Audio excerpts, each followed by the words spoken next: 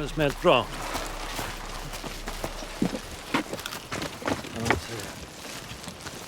Är det okej? Ja, det är lugnt. Det är bara stanken där inne.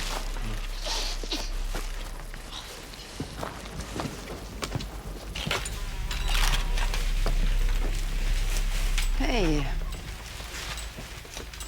När bröt elden ut? Larmet kom 04.33.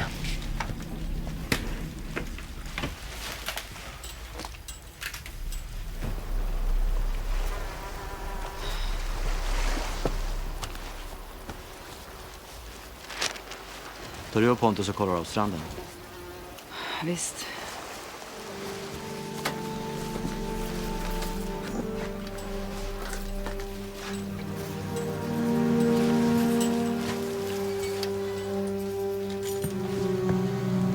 Har Kurt sovmorgon?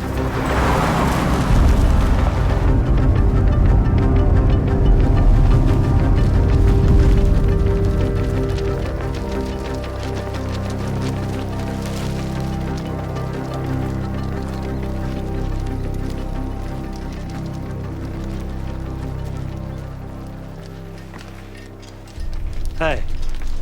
Gasexplosion. Alla reglagen står öppna.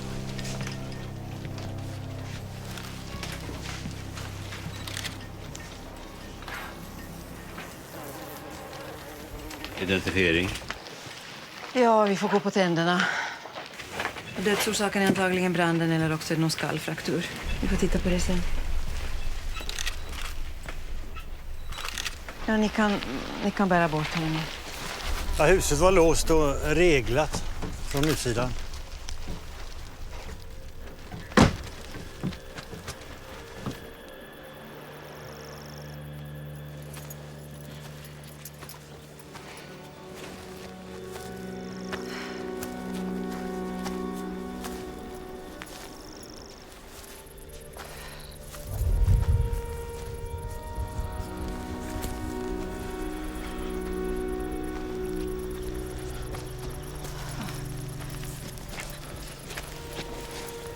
Isabel!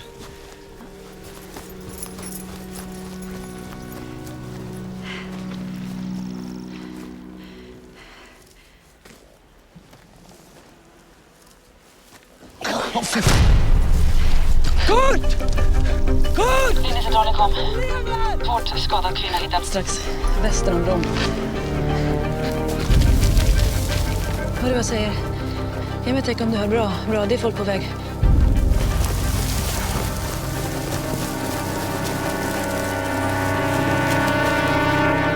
Stoppa ambulansen!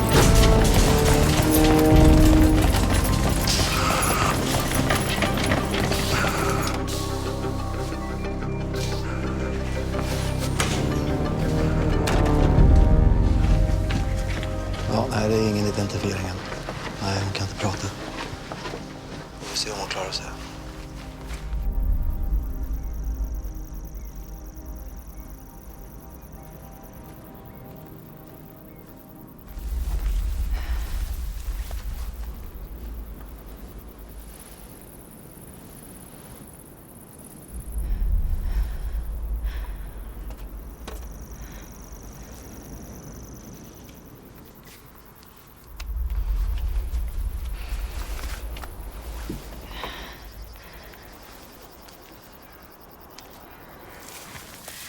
XYB 766.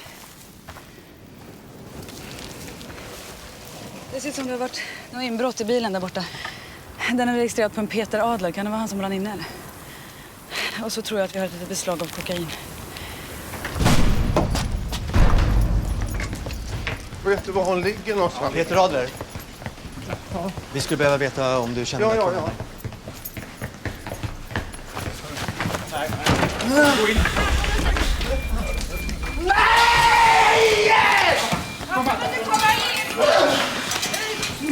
Nina!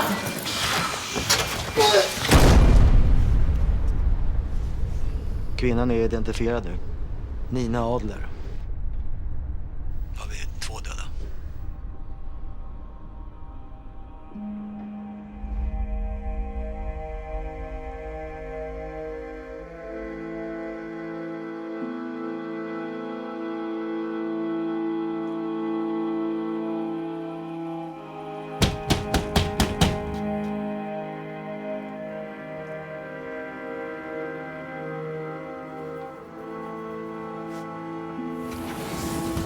Pontus Höjer. Isabel Melin. Hej, Eva. Har du tid att prata en stund? Ja, Kan vi komma in? visst. Kom in.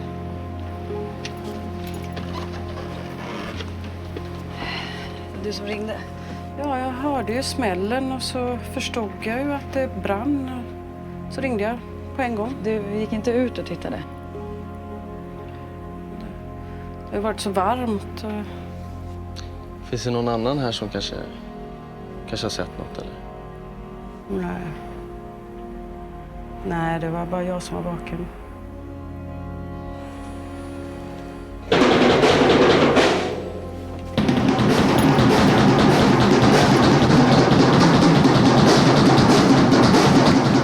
Är det din son som... Ja, det är min son. Kan vi prata lite med honom? Ja, det blir nog svårt. Han har ett autistiskt handikapp. Han pratar inte.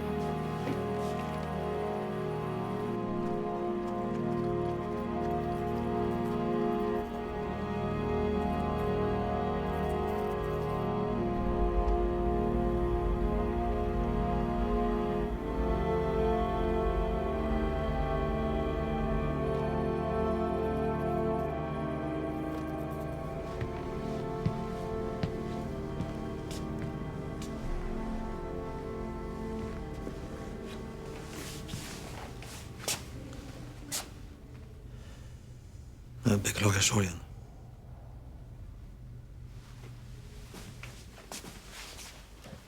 Det var ju din bil vi fann vid platsen. Men det var ju en annan man i huset. Jag är ledsen att jag måste fråga det här nu, men... vet du vem det kan ha varit? Ja, om du vet vem som har varit med din fru i huset.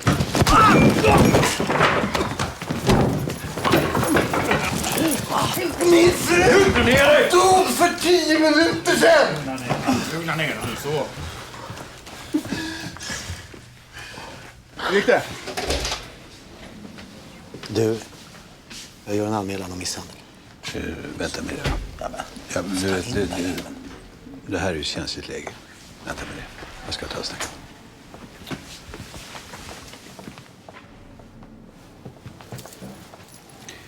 Jag vet inte hur mycket du vet om den här händelsen. Skulle jag kunna köra dig hem så kan vi prata på vägen.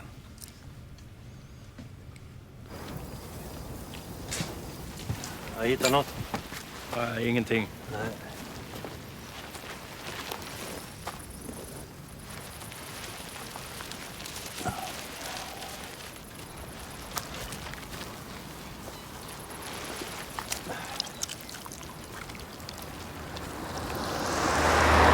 Vi kanske behöver prata med dig, så det är bra om du håller dig anträffbar.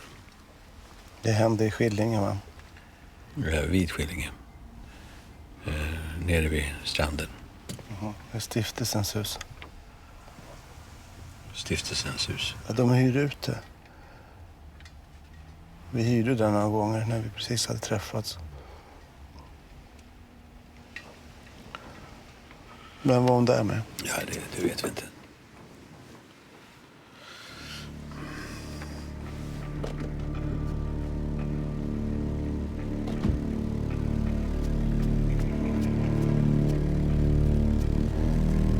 Det är lika bra att jag frågar med en gång. Och det är inte för att vi misstänker någonting. Men vad gjorde du mellan midnatt och 5:00 i natt? Jag var hemma. Sov. Ja, ensam. Ja. Klarar du själv eller? Ja då. Tack. Ja, det enda är bilen. Tänkte, när får jag tillbaka den? Så fort den tekniska undersökningen är klar. Ja, och det tar... Vi hör av oss.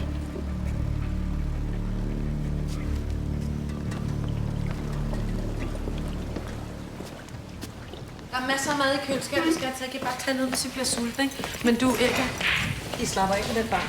Ja, det brukar väl. Du kan lita på mig. Ja, det håber jeg så. Du, jeg kører ned forbi arbejdet, men skal vi ikke lave noget sammen i aften? Jeg kan lege nogle film eller noget. Ja, vi ska gå med till båten. Ja, vi skal ned til båden. Hvad så? Skal jeg bare sidde og kede mig ihjel?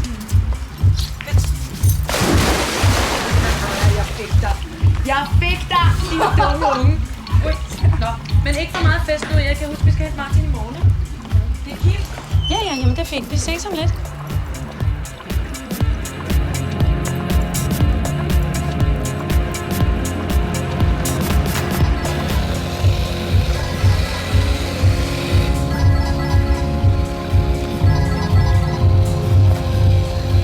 Förlåt för tjafset i morse. Jag vet att det är sommarloven.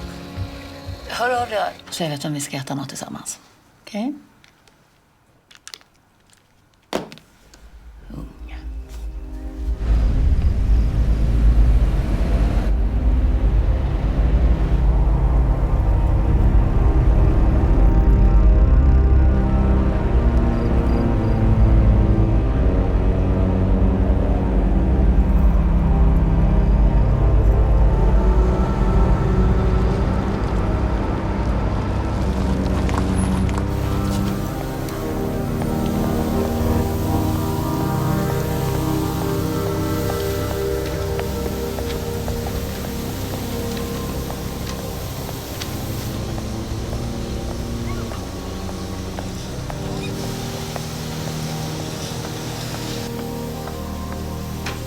Svensson längtar efter värme.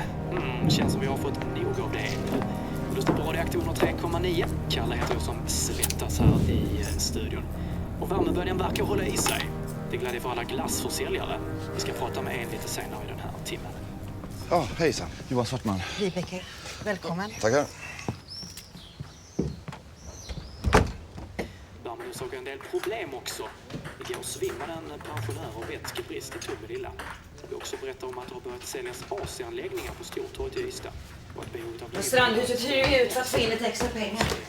Det går oavkortat till vår hjälpverksamhet. Men det är ingen formell hotellverksamhet direkt. Ja, vår stiftelse hjälper människor till en andra chans i livet. Människor som har problem med alkohol, droger, hemlösa. Där är det. Om man bokar stugan hos dig? Ja, man antecknar sig här i boken.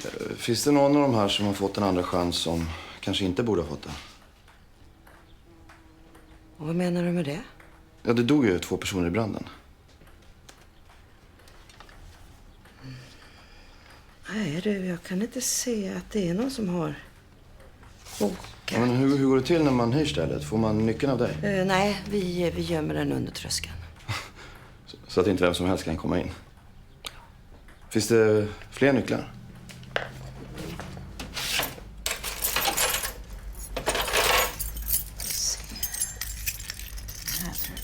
Och det är bara de 2 som finns? Ja. Inga fler? Nej.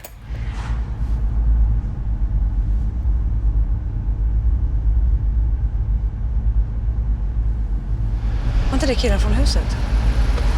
Vad gjorde han? Han rökte.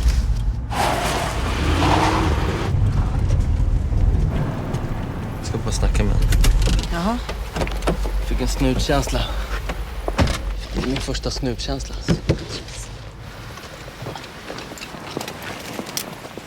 Hörru! Stanna eller så säger jag till din mamma att du röker. Jag bara snacka med dig lite. Vi kan väl bjuda på en cigg.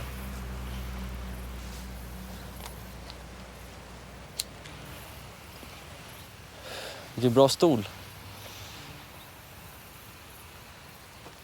Vad är det för något? Får kolla.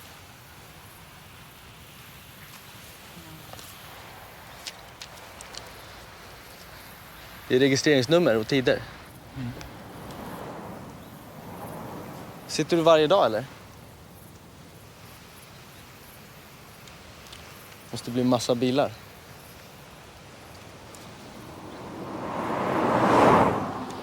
Såg du branden i natt? Det måste ju varit en jävla smäll.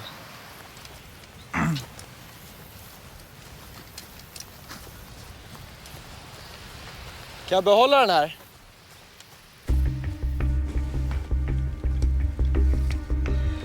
Något att koppla från bilen? Nej. Peter Adler och lite hans förflutna vad ni känner till på Ekorutan. så får du gärna ge mig hans taxeringsuppgifter.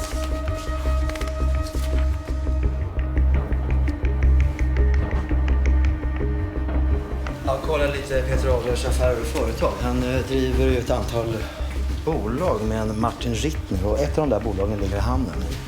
Ja, de sysslar med någon uthyrning och försäljning av lyxbåtar. Och så har Ali varit uppe i länsrätten ett par gånger under de senaste 5-6 åren med andra bolag. Skalbolagsaffärer och oklar bokföring, ja, och allt däremellan. Utan en enda fällning.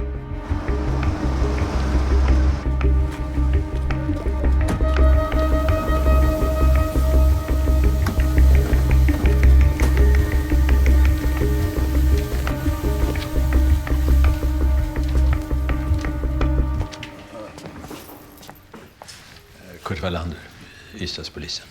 Ja? Jag söker Martin Rittner. Han är här ikke. Hvad drejer det sig om? Jag skulle vilja prata med honom. Vet du var han finns? Han är inte här. Altså, han är ute och rejser. Han kommer först hem imorgon. Kan du inte fortælle mig, vad det drejer sig om? Jag har lite travlt. Är ni arbetskollegor? Nej, det är min man.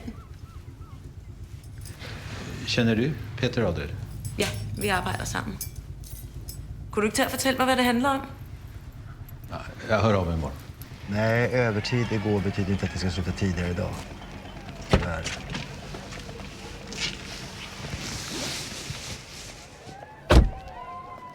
Är inte det där Hanna? Vilken Hanna? Katarinas dotter. Ja, det är det ju. Jag ska ha kul.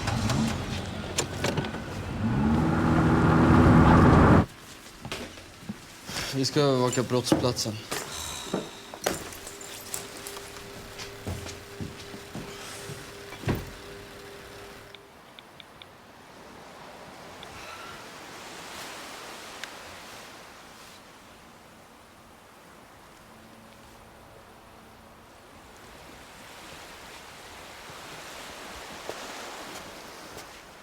Hur går det? Det vet du fan. Svartsjuk idag man kanske. Jag har inte en aning. Men, ja, tvivelaktigt alibi. Jag såg Hanna nere i hamnen ikväll. Ja. Jag fick ett sms från henne precis. Man får ju vara glad för det lilla. När hon ska sova över hos en kompis ikväll. Mm. Men du ska inte oroa dig för Hanna. Det är ju en fin tjej. Jag är så orolig för henne så jag borde väl slappna av mera. Ja. Det är ju så här när de ska frigöra sig. Är det? Ja, visst. Det känns som igår hon ville ha varm choklad och längta efter julafton och nu blev det när som helst. Mm. Alltså hur gör man sånt här? Hur kan man inte tjata om man inte får något svar? Vad var det för dig? Jo, det var...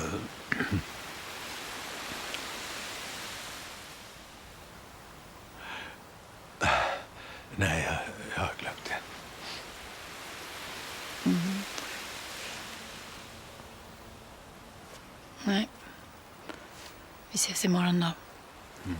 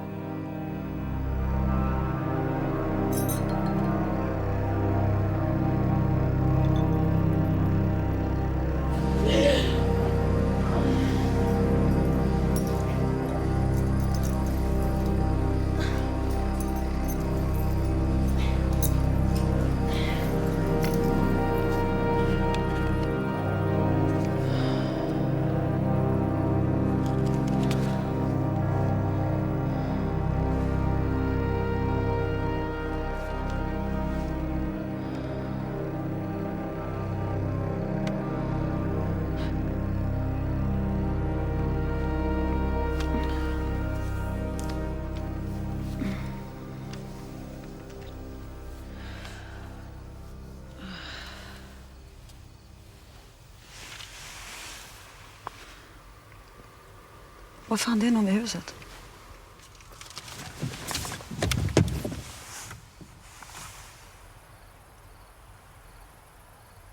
Fan, se. Hallå! Hallå! Stanna!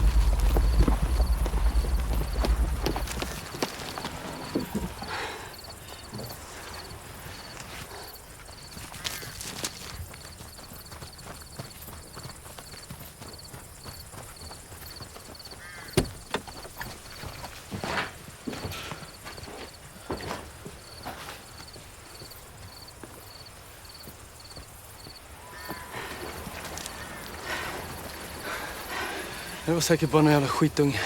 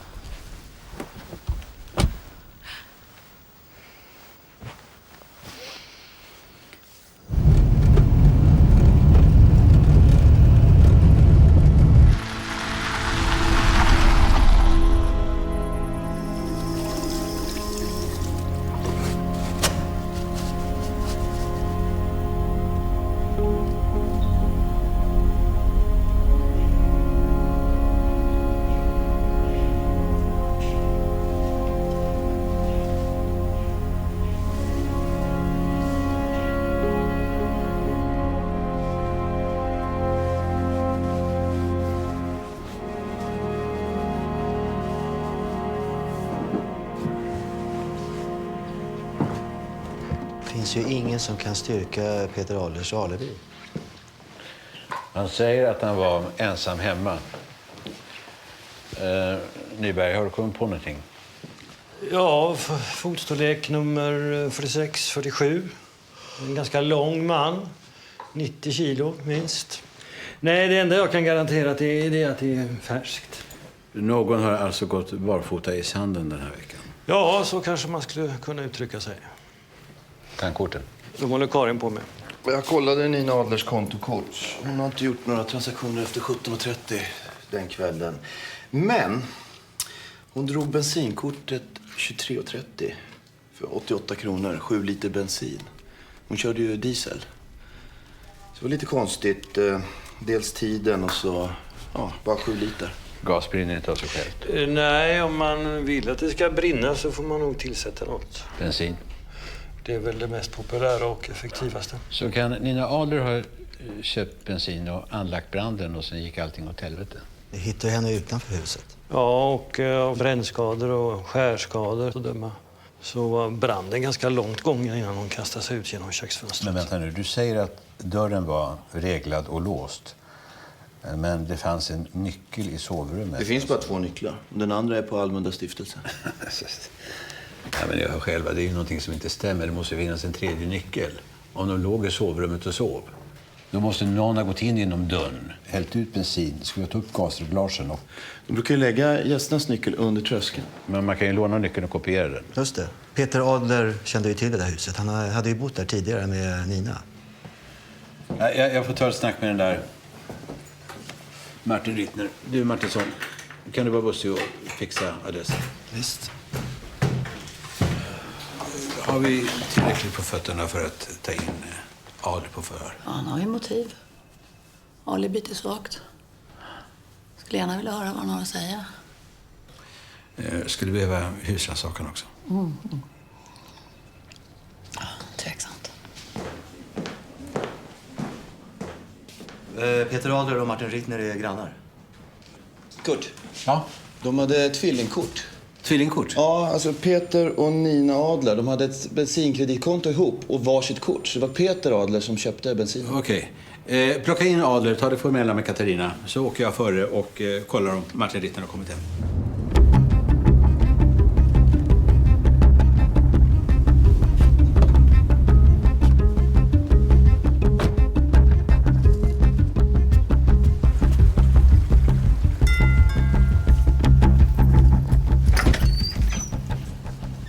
Ja?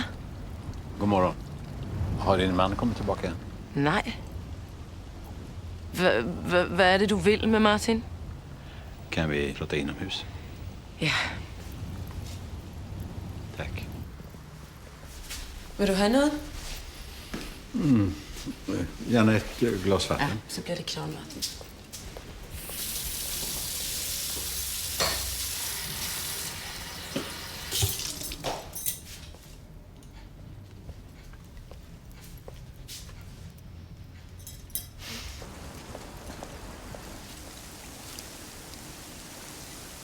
Härligt med badbassäng. Du får ursäkta, jag känner inte så mycket för att prata.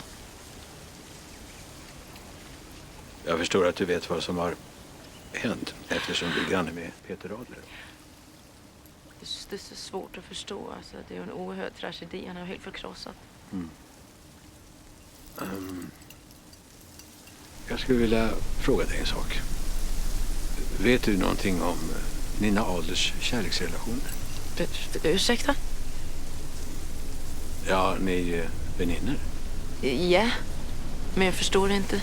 Nina Adler påträffades död i Strandhuset med en man. Och vi har inte lyckats identifiera honom. Nej, men det vet jag slet inte något om. Och jag tror du har helt fel uppfattning av Nina. Ja, men ni har känt varandra i många år. Ni lever som grannar och era män driver ju gemensamma bolag. Och jag förmodar att ni tillbringar mycket fritid ihop och spelar golf. Kæft, mand. Hvad er det der for dig til at tro, at du kan komme og stille dine åndssvage platte spørgsmål og dømme mig på den her måde, va? Dømme os? Va? Så det är säkert att hon inte har berättat någonting. Du, förlåt, jag måste ta det här. Ja? Svaret på tandkortet har kommit. Och?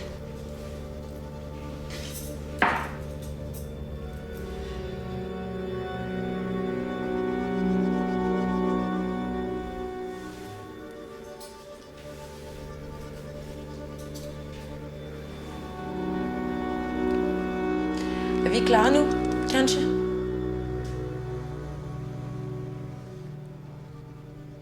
Inte riktigt än. Nej, men jag har en hel del andet at gøre, så om du kunne gå nu, så... Vi har lyckats fastställa identiteten hos den döde mannen i Strandhuset. Och det var din man, Martin Rittner. Nej. Nej. Nej. Nej, nej.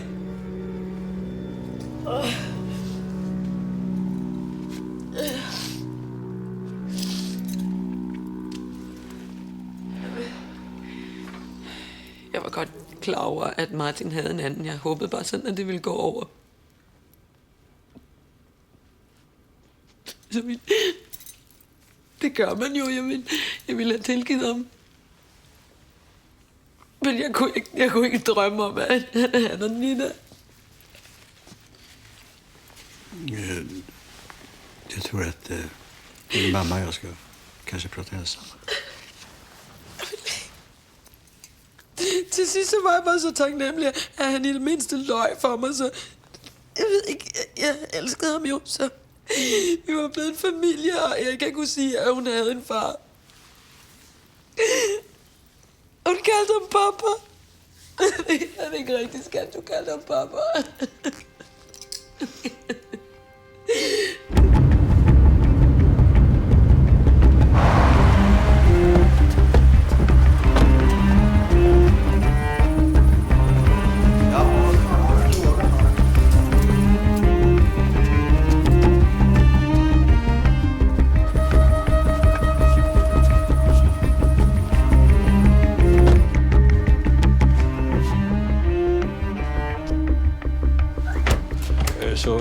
har lika starkt motiv som Adler. Ja, Martin Rittners livförsäkring som skulle tillfalla Kim Christensen är idag värd cirka 20 miljoner. Men om 3 veckorna han skulle fyllt 45 skulle den bara vara värd 10 miljoner. Och Nina Adler hon lämnar en privat ärvd förmögenhet till Peter på 34 miljoner. Så är det klart, motivbilden är helt klar. Må de egentlig gøre det her? Vad du än gör så ljug inte. Om du känner dig osäker på någon fråga så var rak och säg det istället. Okay, fint. Så gør jeg det. Og så kommer jeg ud herfra, eller hvad? Allt vi har är avtryck av en fot. Det är det enda som möjligtvis kan vinna en gärningsman till brottsplatsen. Men nu måste vi sätta allting på förhören. Vad går husrannsakan? Ja, 0. Ja, förutom ett mindre beslag av narkotika hemma hos Peter Adler. Villkorsnivå. Okej. Vi har gett försvaret 40 minuter på sig. Vad är det här? Det här är de beställda förundersökningarna från ekobrott. 94-07, Adler och Rittner. Bara sätta igång. Ja. Ursäkta mig. Hej gumman. Var är du någonstans? Ja, svara bara så kortfattat och sakligt som du kan.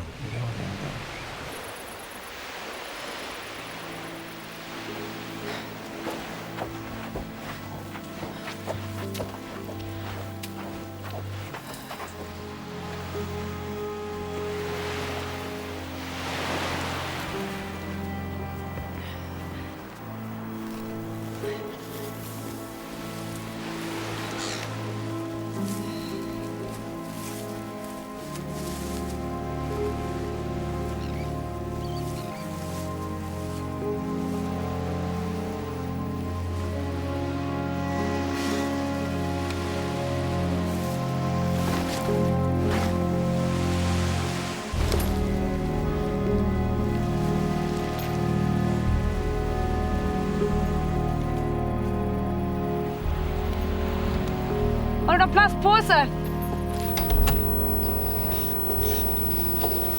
Kriminalkommissarie Jan Martinsson inledde förhör med Peter Adler angående morden på Nina Adler och Martin Rittner. Närvarande finns också Peter Adlers försvarare Einar Jakobsson. Einar Jakobsson. Den 3 augusti så landade du och din dotter Erika med plan från Madrid på Kastrups flygplats 22.30. Stämmer det? Ja. Hade du redan innan landningen avtalat ett möte med Peter Adler? Nej, jag ringede till honom när vi kom hem. Vad var klockan? Det var vid 11:30-tiden. Och sen gick du dit för att träffa honom? Ja, det gjorde jag. Vad sa du till din dotter?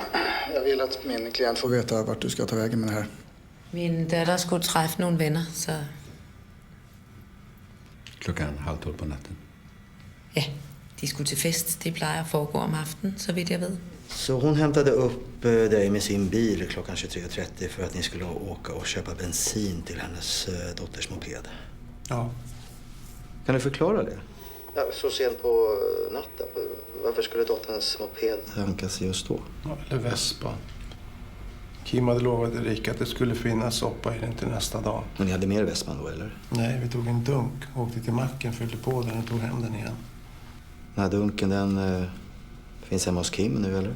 Det antar jag om ingen har flyttat på den. Och vad gjorde ni sen då? Ja, du är medveten om att vi kan ta in Kims dotter för att verifiera? Jag tycker det är en ovidkommande påtryckning.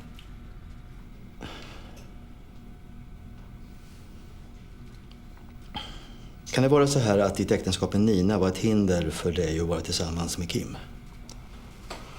Du säger att du inte hade en aning, inte den blekaste, om att din man och din bästa väninna hade en sexuell relation. Nej, det visste jag inte.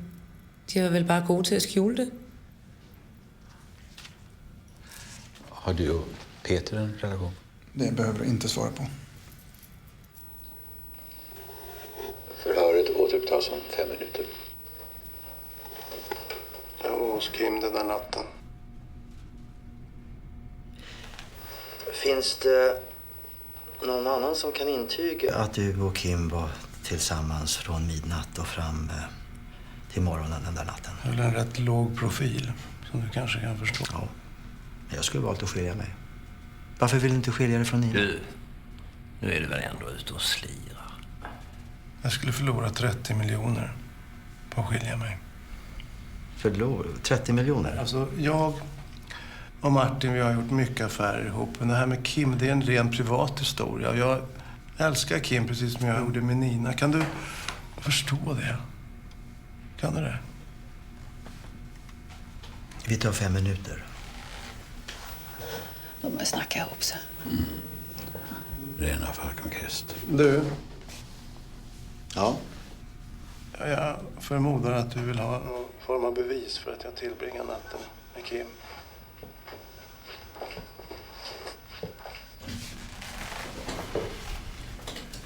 Det är så att när Kim vet att Erika inte ska sova hemma så slår hon på larmet. Jaha. Och...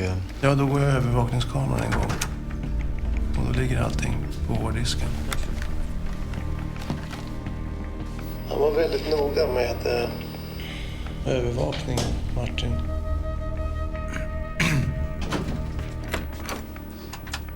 Ja, vi får ju kontrollera det där med kameran förstås. Ja, visst. Ja. Hörru du, är det någon av dem som har nämnt att de är in på dolda kameran hela natten? Och du, en sak till.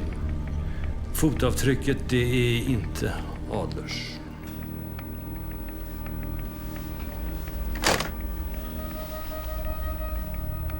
Det finns lite kul med spelare. Inte bara just du, jag måste vara. Du, min klient kan vara med, va? Ja, visst. De kan släppas bägge två.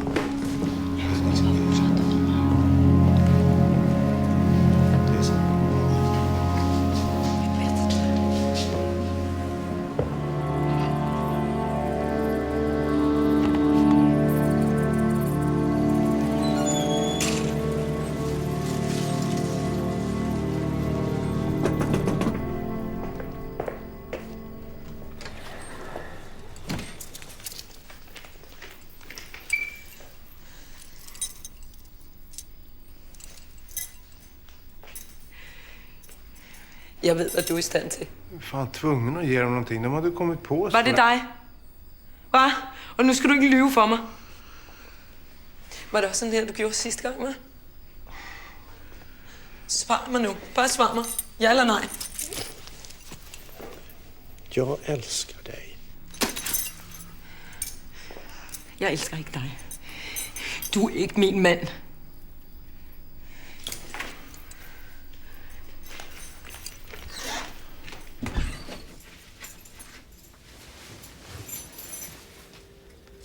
Hej!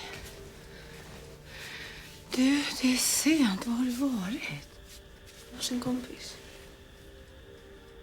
Jag träffade någon kille. Jag har varit med Erika. Ja.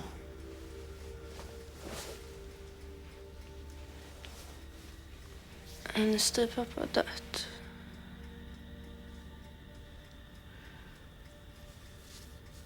Lyssna på mig nu, Anna. Jag förstår att du ställer upp för dina kompisar. Men du kanske inte bara ska vara med Erika. Ska jag svika henne? Nej. Erikas riktiga pappa har också dött. Jag tror hon behöver sina vänner nu.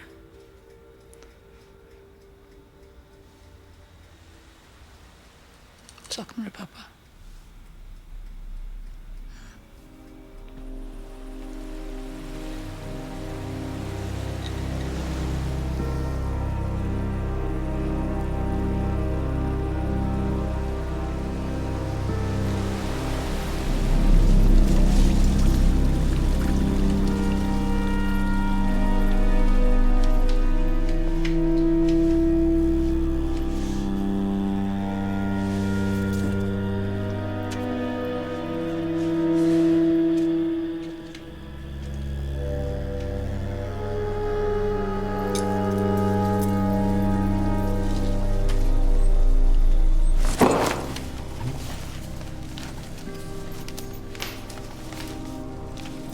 Jag hittade bagen på stranden igår. Det låg ett par hundra meter från huset.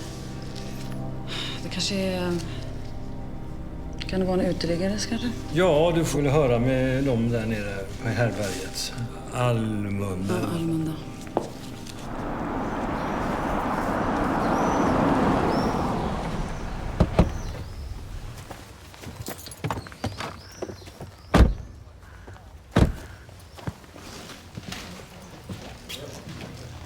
Hallå? För vi har hittat en bag på stranden, vid strandhuset. Jag tror att den kan tillhöra en hemlös person. Men i bagen så låg det en plånbok som tillhör ett av offren. Så jag tänker att det kanske är någon här, eller om du... Har du hört någonting eller pratat med någon härifrån som kan ha varit... Nej, jag har inte pratat med någon. Du vet ingenting? Nej. Jag har inte hört någonting. Jag har inte pratat med någon. Okej.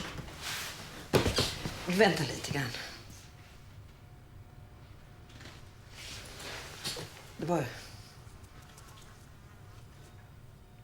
Det var jag som var nere vid strandhuset här om natten.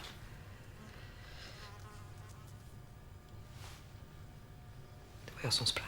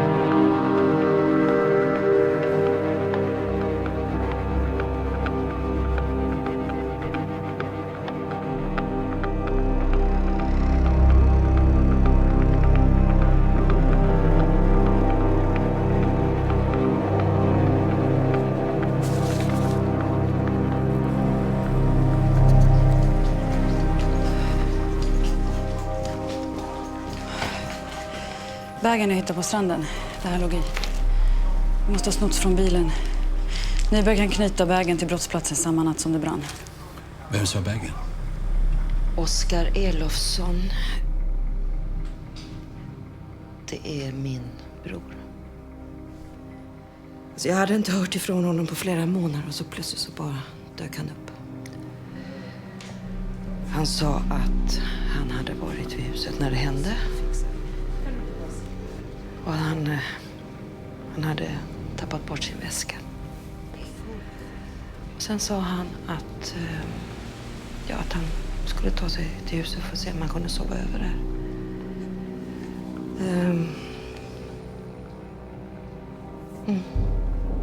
Så minns han bara att det smällde och brann. Så när han dricker så minns han ingenting ibland. Ja. Och då kan han ju inte försvara sig. En sån som Oskar, han får skulden för vad som helst. Jag vet att det inte var han. Jag ville skydda honom. Oskar är en väldigt fin människa. Han är godtrogen. Och jag ville inte att någon skulle hitta väskan och ge honom skulden.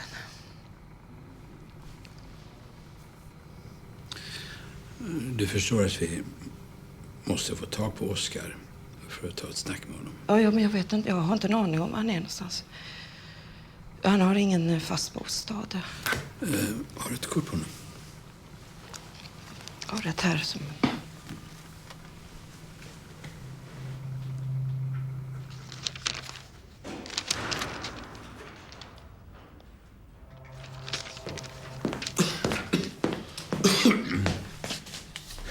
Du, vi har en ny misstänkt. Missbrukare, hemlös. Ingen aktuell adress. Suttit inne för bilstöld och inbrott. Fan, den där killen såg jag nere i hamnen precis. Stod och snackade med Peter Adler på hans båt. Verkar som han jobbar på den. Som sagt, han brukar jobba här ibland. Han hjälper mig med motorn och han kommer och går som han vill. Och som jag sa så stack han för en stund sedan. Så jag tycker ni kan ge er nu. Ni får ta det här med min advokat. Jag tänker inte svara på några fler frågor. Om man hör av sig. Självklart ska jag göra det.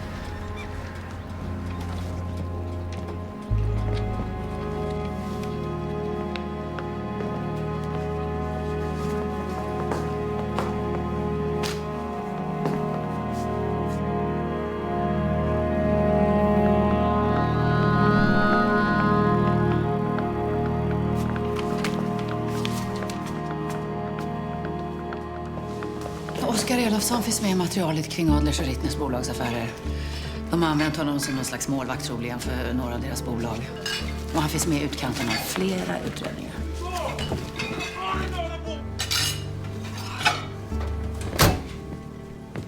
Killen borde ju ha en medalj. Va? Nej, han killen med anteckningsblocket. Han har registrerat varenda bil som har kört förbi. Regnummer, datum, tid, allt. Vi kollar upp dem. Va? Vi kollar upp alla bilar som passerat havsvägen. Är du allvarlig? Mm.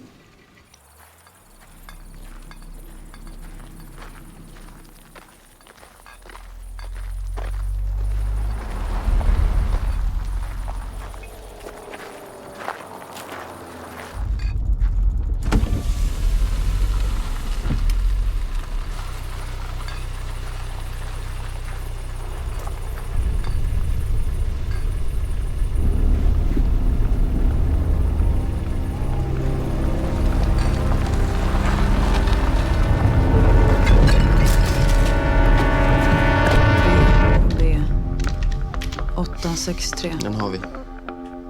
Nästa. BAZ 160. Det är bongon. Fortsätt.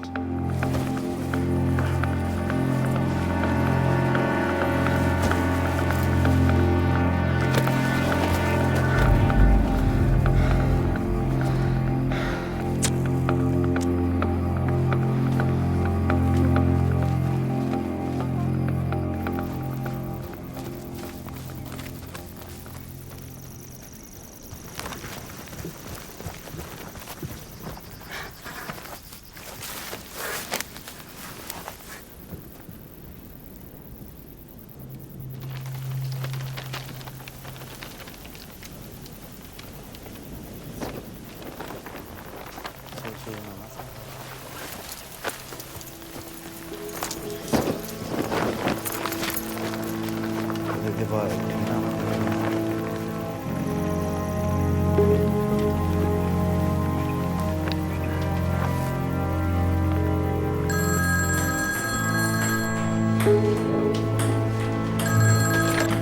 Vibeke. Ja, hej.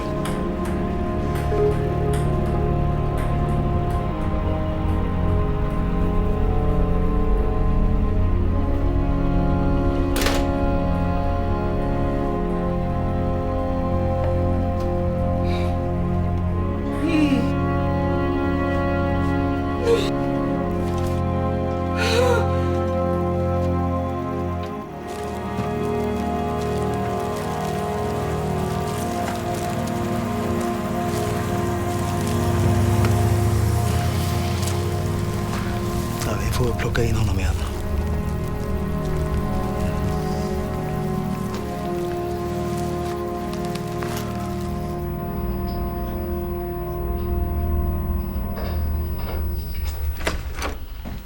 Minst 4 personer kan intyga att han var i hamnen under tiden för mordet.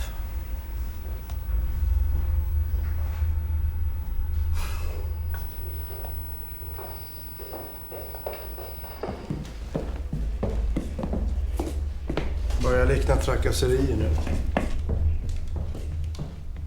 Ja, det är skallfrakturer och benen är brutna på 3 ställen. Inga fingeravtryck. Inga synliga spår. Det är omöjligt att säga om det är samma gärningsman som nere vid strandhuset.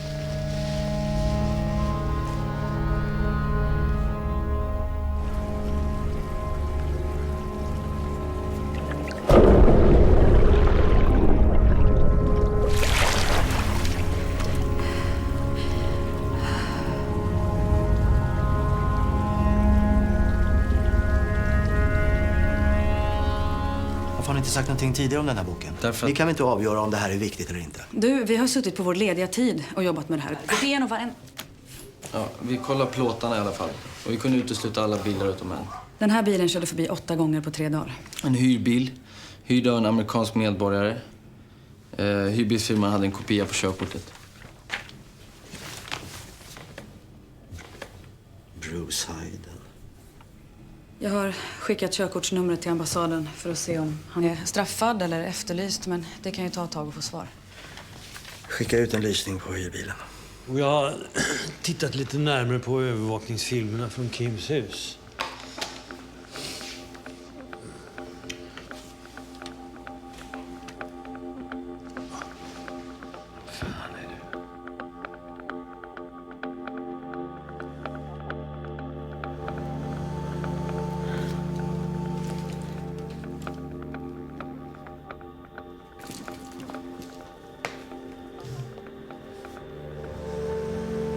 Kan jag ta pengar till mat? Moa?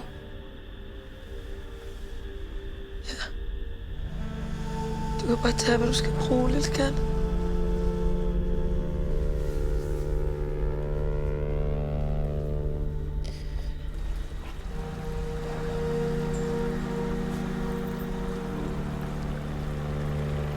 Du är med till båten.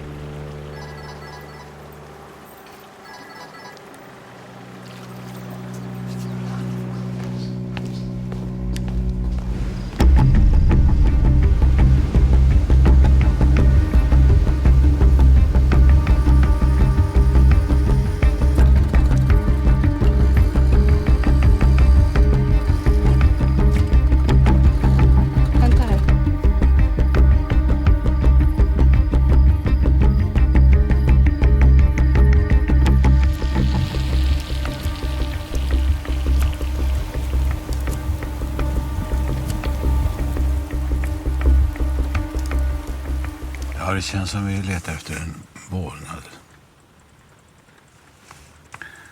Något nytt från protokollen? Nej, inte mycket. Det är smarta killar här som har jobbat med de bästa advokaterna. De är aldrig dömda, även fast man kan ha åsikter om deras moral. Men jag ska jobba vidare. Då kan du säga mig varför Adler skulle sätta eld på sin partner och sin fru för försäkringspengar när han har en jävla massa miljoner på banken. Kanske någon som han har blåst. Ja, men då skulle den personen finnas i det där materialet, precis som Oskar Eliasson.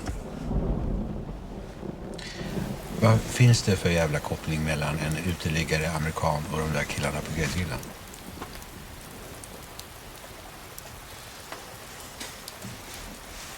Jag vet att de vet vad det här handlar om. Jag vet att de vet.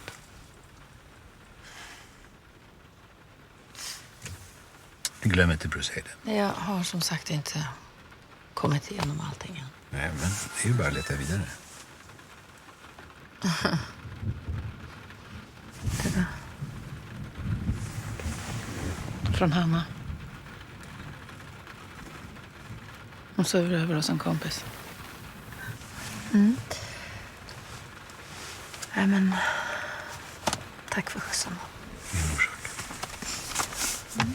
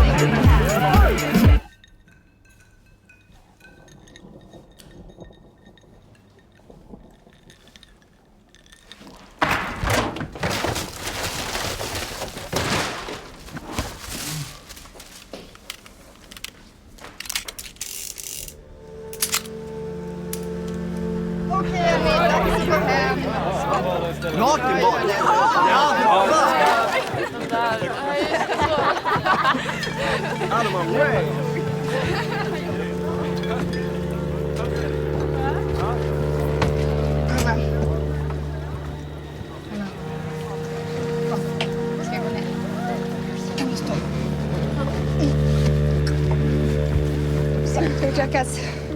Nej, bra. Går det bra? Så.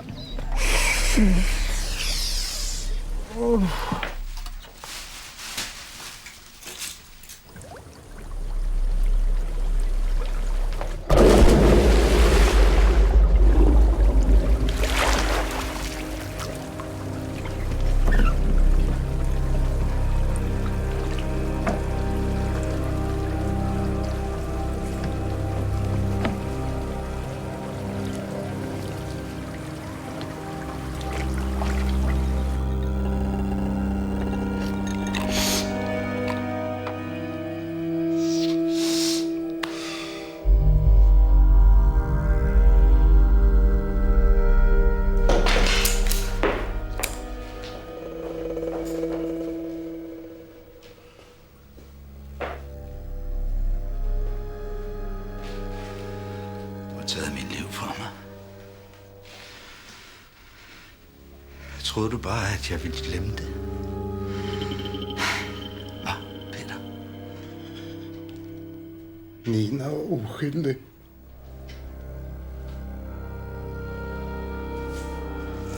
Hon hade inte med oss att göra. Vad har du gjort med henne?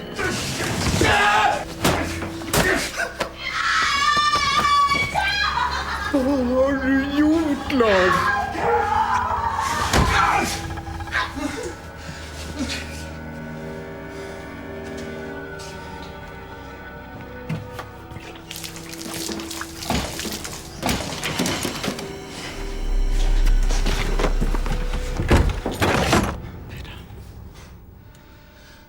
Giv mig pistolen.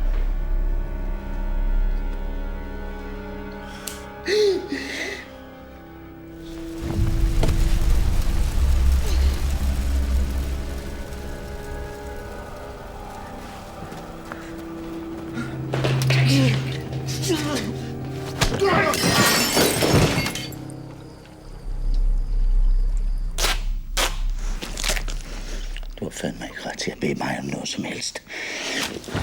Den ret mistede du for længe siden.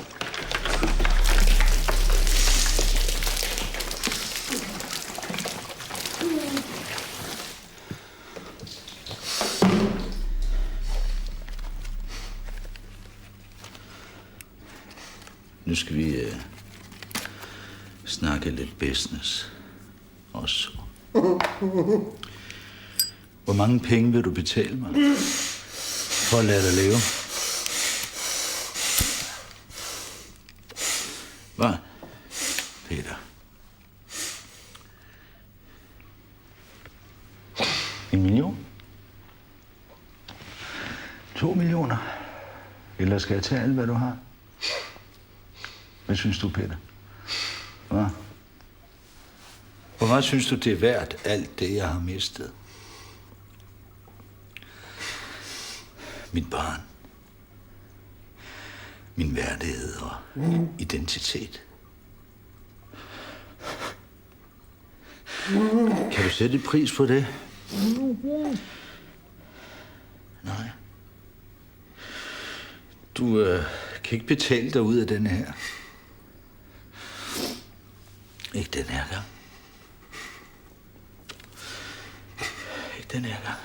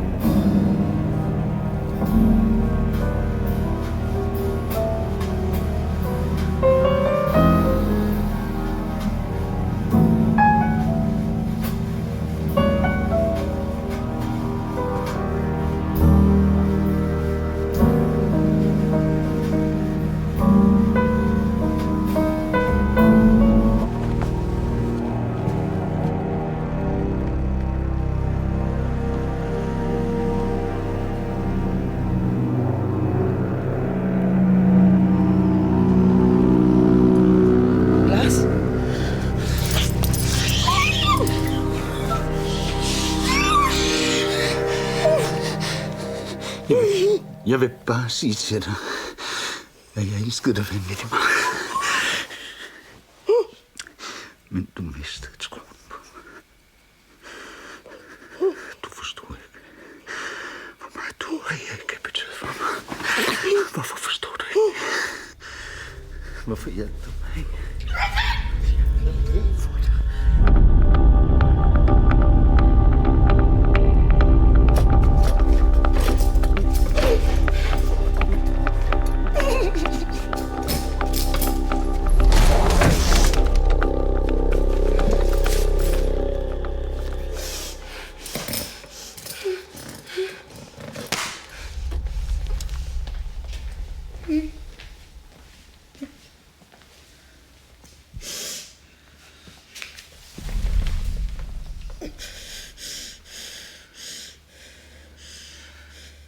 Hvordan kunne du være sammen med de to svin?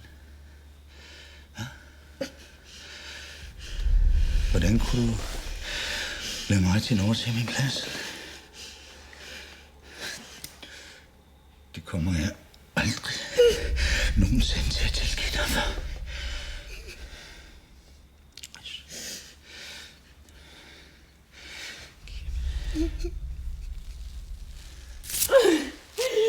Jeg ved ikke, hvad fanden du tror, du var for et menneske. Men du var der aldrig nogensinde for, Erika. Du var aldrig nogen rigtig far. Du var aldrig nogen rigtig far. Hører du, hvad jeg siger til dig?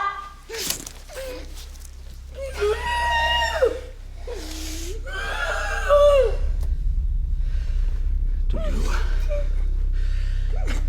Du lyver.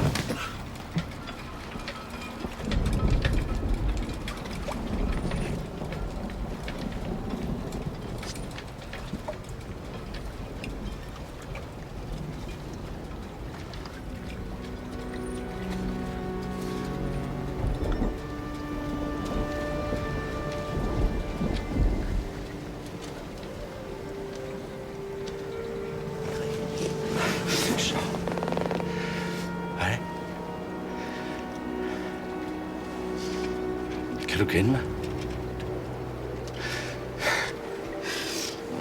Min elskede, søde datter. Det er så længe siden. Troede du, jeg var død? Jamen, de forsøgte også at skille sig af med mig, men jeg snød. Men jeg havde aldrig nogensinde klaret det så længe, hvis det ikke var for dig. Jeg har drømt om det her øjeblik så længe, at vi skulle være sammen igen. Jeg ved godt, at folk har sagt alle mulige ting om mig, men det er ikke sandt. Säger de så, det inte är sant? Jamen, det er fordi folk lyver. De forsøgte at skade mig, og derfor var jeg nødt til at forsvinde. Forstår du?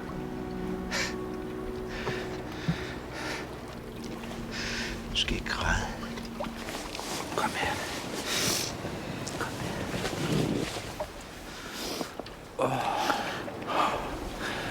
her.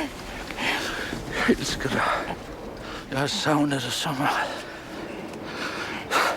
Det skal nok blive godt alt sammen. Ikke? Vi to, vi skal nok lære hinanden at kende. Men vi kan ikke gøre det her. Vi er nødt til at tage afsted. Kun dig og mig, okay? Og du skal ikke tænke på det med tøjet. Vi kører det bare på vejen, det er ikke noget problem. Okay, Erik? Du skal bare ringe mamma. Nej, prøv nu at høre. Nu er jeg her. Erik. Jeg vil bare ringe. Jeg vil ikke. Erik, du skal stole på mig. Du kan ringe til hende senere. Kom, vi er travlt. Vi bliver nødt til at skynde os. Kom. Men det er fordi, du ikke får. Jeg vil ikke. Du får lov. Jeg vil ikke.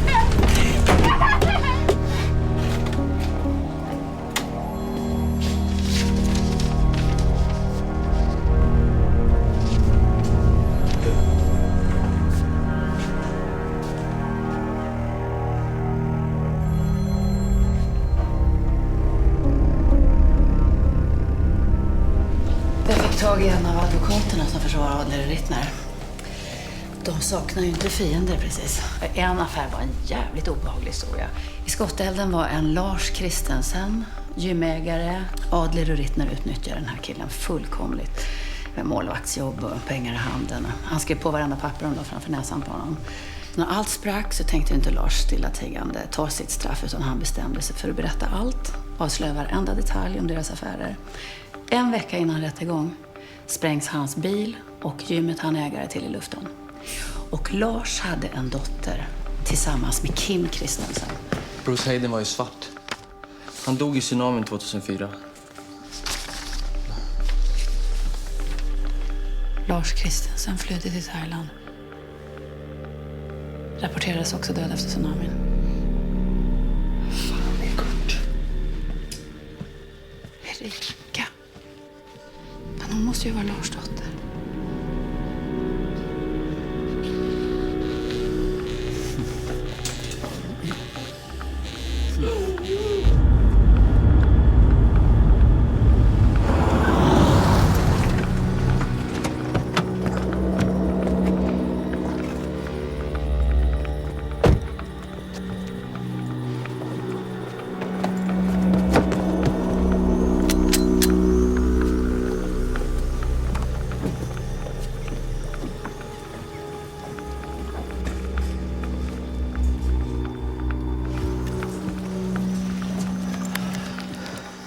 Martinsson.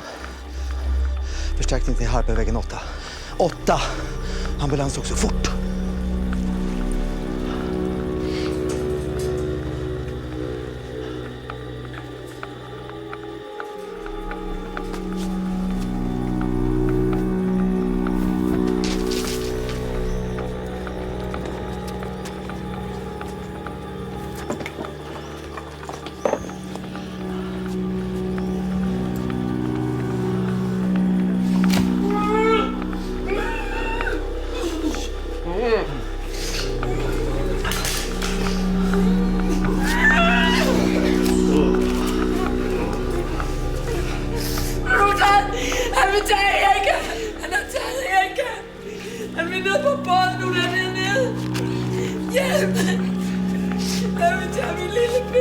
Katarina, Hanna är inte här. Nej, hon kan vara på båten med Erika.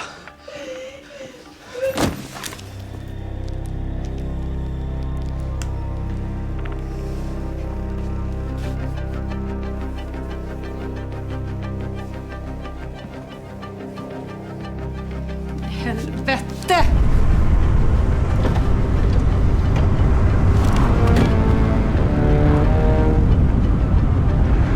Han heter Lars Christensen. Han var målvakt åt Adler och Rittner.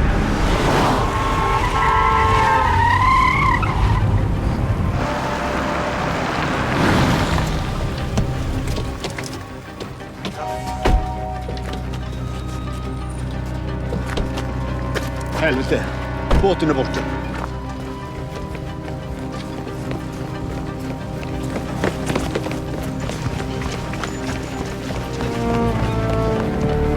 Starta motorn!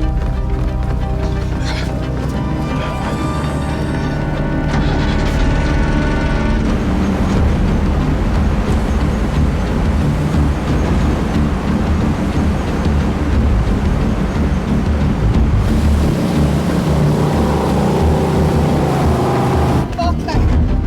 Vakna! Vakna! Vakna!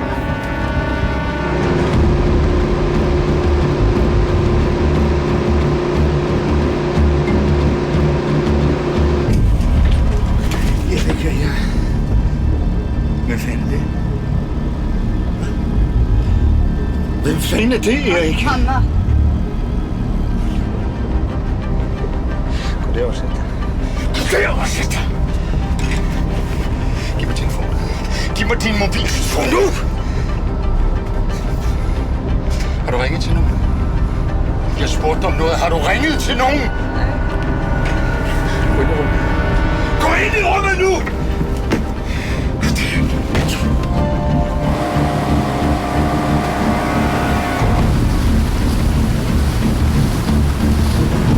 Ser du ingenting på radarn? Ingenting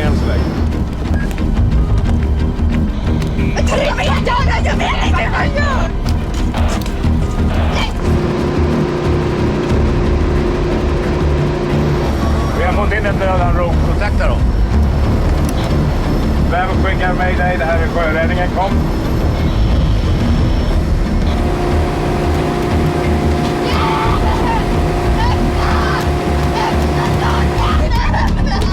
Ja, jag får inget svar. Jag har positionen på radarn. Jag kan öka 5 knop till, men det kommer inte bli roligt. Öka.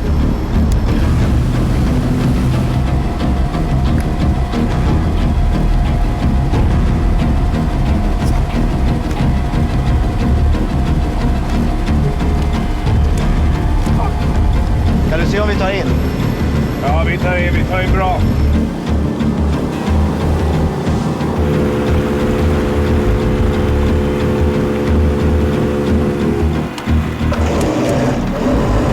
Fuck!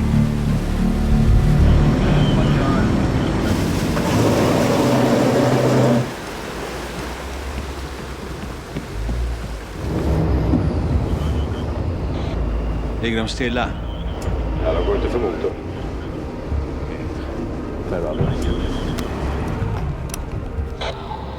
Wallander här. De ligger stilla rätt syd om Smyghamn. Ja, det är uppfattat. Vi är på väg.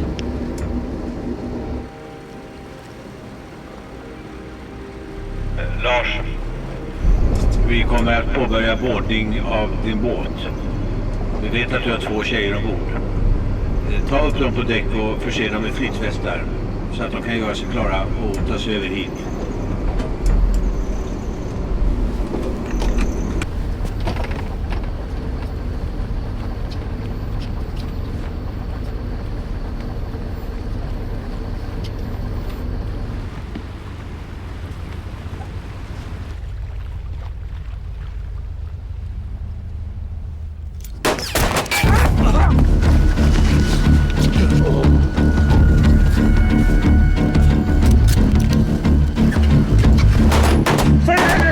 Akta tjejerna! Lars! Vi vill bara tala med dig! Kom upp på däck utan vapen!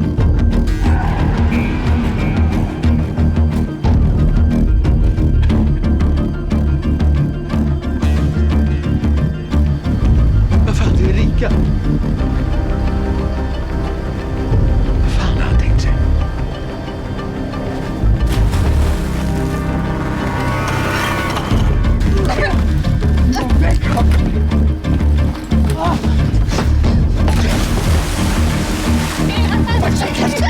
Håll så käft!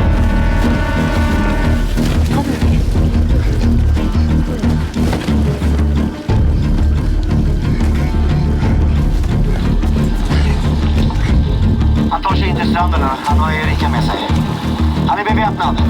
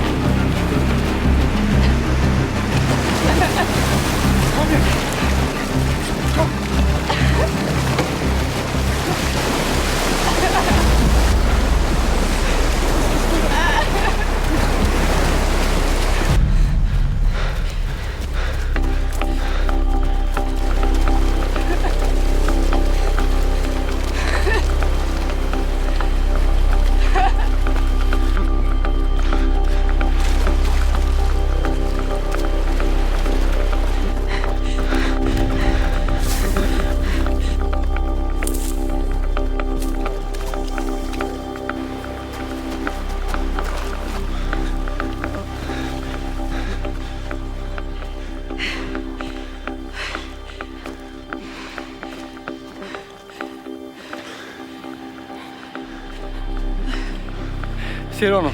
Nej. De försvann bakom en dyna väster om Jollen. Täck mig så går vi in.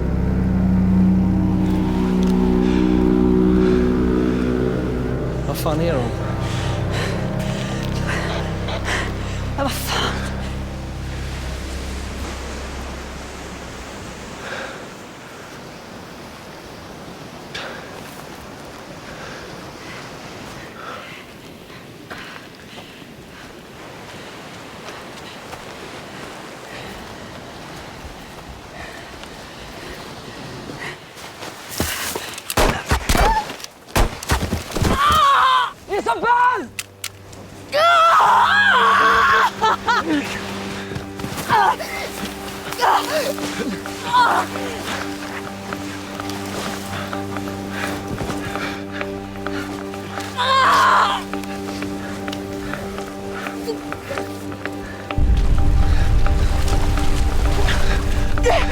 är lugnt, det är lugnt, det är lugnt, det är lugnt. Jag tog i västen. Det är lugnt.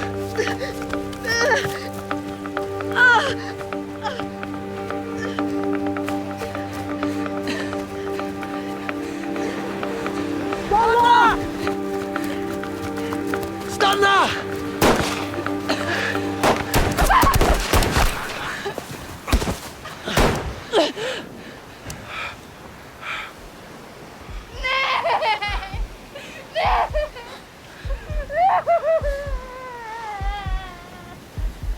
Pontus!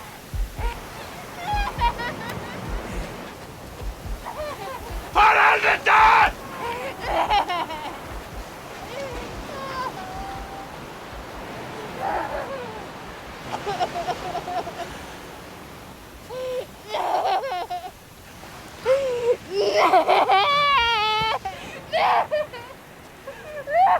Erika?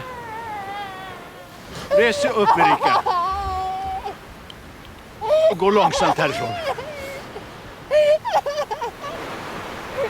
Lars lägger från dig pistolen.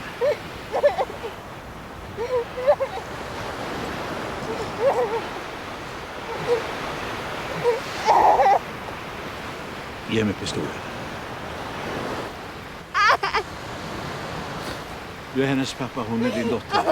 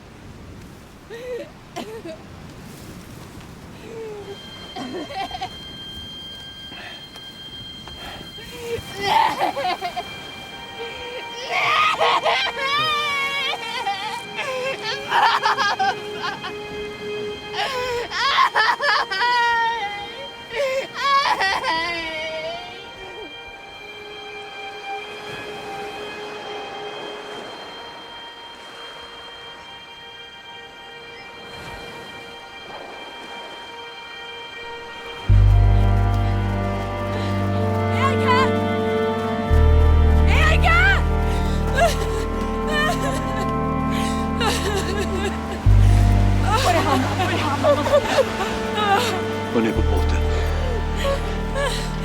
Ja, men Oskar. Var är du nu?